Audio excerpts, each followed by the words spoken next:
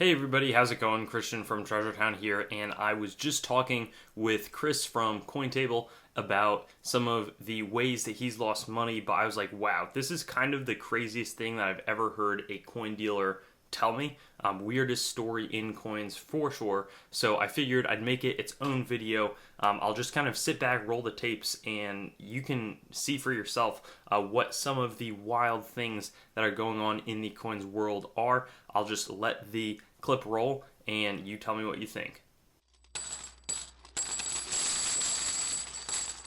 I know you do a lot with Kennedy's, Franklin's, half dollars. So some of it will probably be there. Others will be in other ways. Could you just kind of give us maybe one story that you want to start on? Yeah. One of the ones that was at the time one of the more painful experiences that I had, lessons I had to learn the hard way. I can remember it very well. I've got photos and all that kind of stuff. 1965 Kennedy. It was being sold at the largest Heritage Auctions was selling it, and this 1965 Kennedy was so clean looking. It was in a PCGS holder graded MS66 plus. And I took one look at that coin and I was like, wow, like if that coin didn't have haze on it, that would be an MS67 without question. Well, at the time, I had never made an MS67. I had never even seen an MS67 or any of those 40% silver dates of Kennedy's. I've seen a couple now, but they're very, very hard to come by. They're known to be very bagged up and marked up and just beat up. And so even 1964, but for 1965 and through 1970, if you find one of those that's a business strike in an MS67, that's a big money coin. We're talking thousands. And so anyways, I looked at this coin. I thought, man, this is so easy. I'm going to buy that coin. I'm going to crack it. I'm going to conserve it, get that haze off there. And then that's a done deal, automatic 67. So I bought the coin. I paid like 565 if I remember right. And got the coin, looked at it under light, was like, oh yeah, sure enough, like, man, this is too easy. Ha ha ha. Like I was all just, it was a done deal in my own brain. So I cracked it out and I conserve it. I remember getting about halfway through the process of cleaning the haze off, and I was like, it just started hitting me, but I was in denial, but it was hitting me hard and I knew it. I really did know it, but I'm like, oh my gosh, this is an SMS coin. So just to give you guys perspective, in case you don't know, 1965 SMS Kennedy, they came in 1965 SMS sets. You can buy them for $8 all day long. So this coin that I paid 565 or whatever it was to make thousands on, I literally just turned it into a $5, $6 coin at best. I was in denial so bad. Like, I mean, I knew halfway through the process, but I still sent that coin to NGC. I don't even know why, because I knew. But yeah, sure enough, it came back NGC SMS MS67.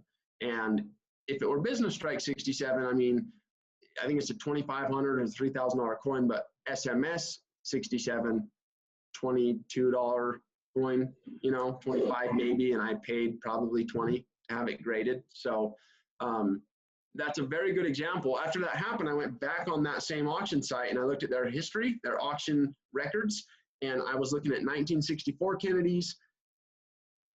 I can't remember how many, but there were so many that were graded MS67 that were obviously proofs. And they sold for big money. Like that, at the time was like it was like $2,000, $1,500 to maybe $2,500 coin. And there was a lot of them. There was a lot more than one. It was very eye-opening to me. On the 1965, there was also a handful of MS66 pluses that were labeled business strikes, but were actually SMSs. And so that's the one that kind of hurt the most, I would say.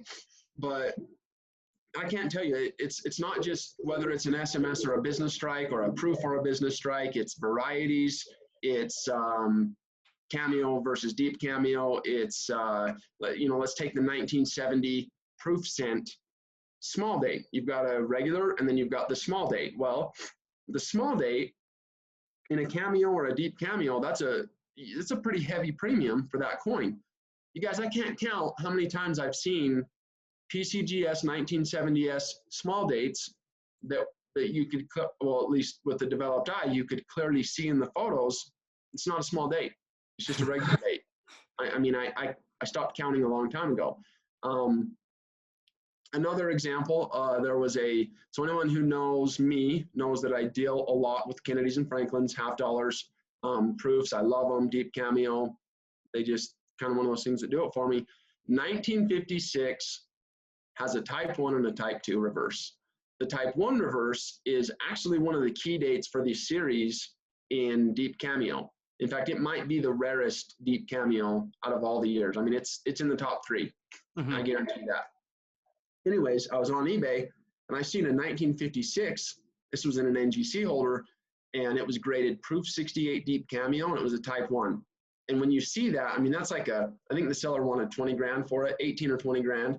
So I'm like clicking as fast as I can. I can't even believe what I'm seeing. I had never seen one at that point. And man, the disappointment, as soon as I saw the picture of the reverse, it's like, that's not even a type 1, that's a type 2.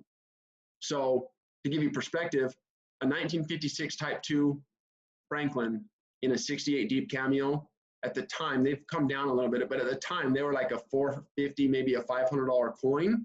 But if it's a type 1 in 68 deep cam, $18, $20, $22,000 coin.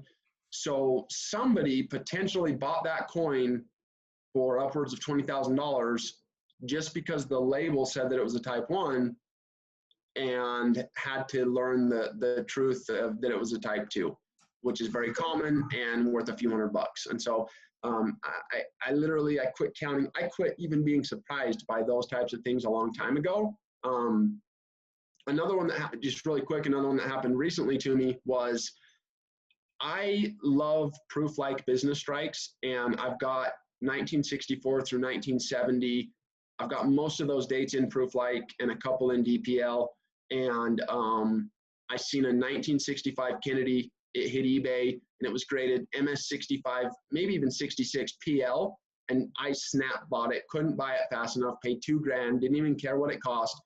And same thing there, man. It was super disappointing because I got that coin. This was just like, I bet it was probably within a year ago. And I got that coin, looked at it, and in 1 second I was like disappointed. Man, this is a SMS. Like it wasn't even a business strike. So I sent it back to the guy. And that's a good example of a $5 or $6 coin that somebody could easily, if I didn't know what I was looking at, pay $2,000 for and then have to learn the hard way. So develop your eye. Know what you're looking at. Know what you're buying. Don't rely on the label of any grading company to tell you that it's a certain variety or that it's not.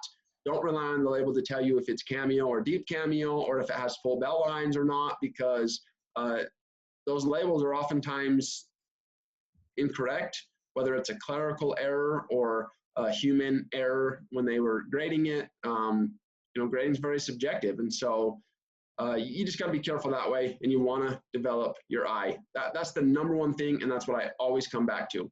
No matter what, you have to develop your eye, become an expert. So I told you it was going to be crazy. Let me know what you thought. I'd never heard of that, though. I did not realize that there could be coins that are worth $20 floating around in $2,000 potentially holders. And if you have had an experience like that, please do leave it in the comments below and let me know the craziest thing you've seen when dealing with coins. Thanks for watching the video. I'd encourage you to like, comment, and subscribe for more content, and get in touch with me on my website, treasuretown.yt.com, Facebook, TreasureTown, Instagram @TreasureTownYT, or Twitter @TreasureTown_YT, and I'll look forward to seeing you on some of my future vids.